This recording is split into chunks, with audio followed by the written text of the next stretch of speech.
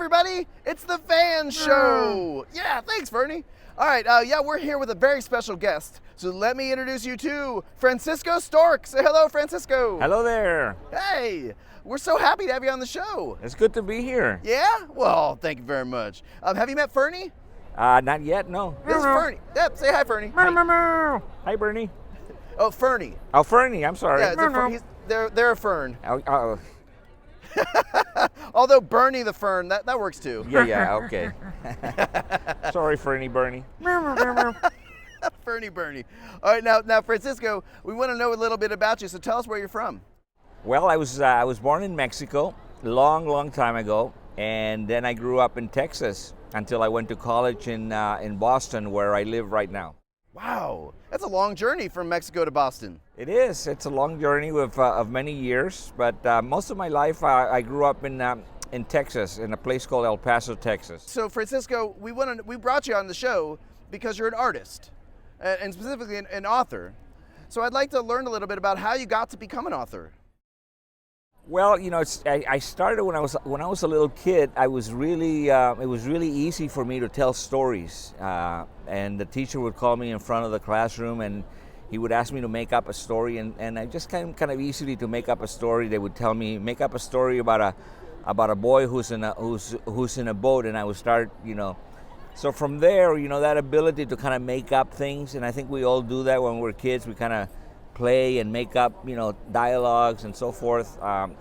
That just continues when you grow up, and so instead of telling the stories, I started writing them, and little by little, I do it a lot. I did it a lot, and I, like anything with practice, I became better at it until I was able to write books that were published.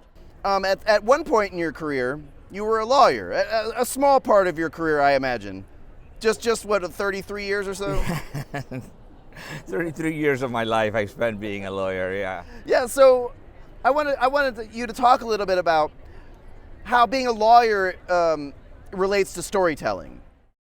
Well, there's a very practical side. For me, it was a very practical side because it's very difficult to make a living out of selling books. Only really very relatively few people of authors can actually just not do anything else. So I decided to become a lawyer so that I can support my family and write at the same time, and it took many years to be able to do that in different jobs. But one of the ways that being a lawyer helped me is because, what lawyers do is really, in many ways, they pretend, they have a client that comes to them, and the lawyer kind of has to represent them.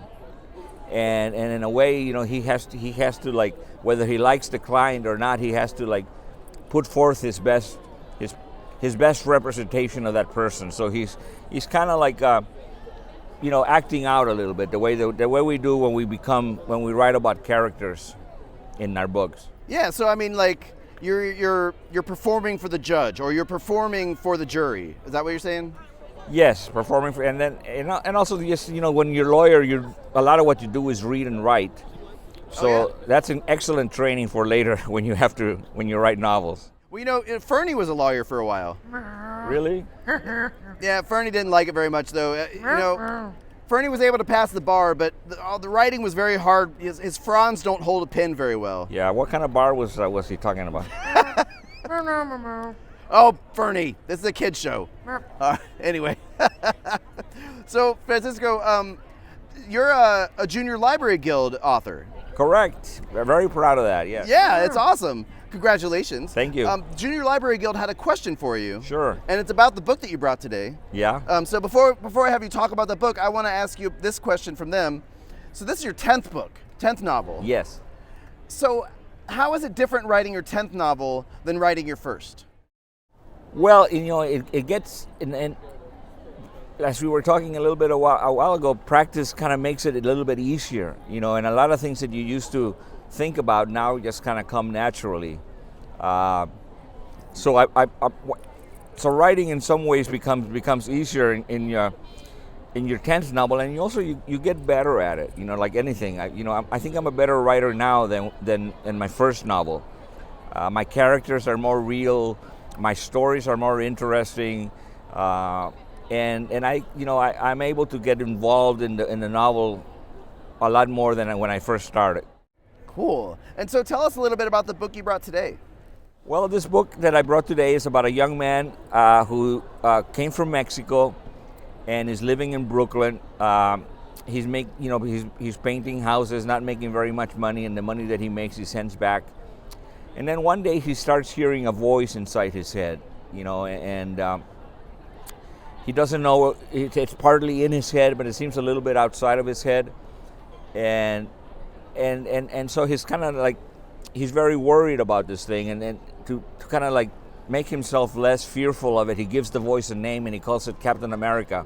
Oh. And this voice, this voice is kind of critical of him, always kind of telling him he did something wrong and things. And what I'm trying to portray in this book is really kind of the beginnings of a mental illness that the boy is going through.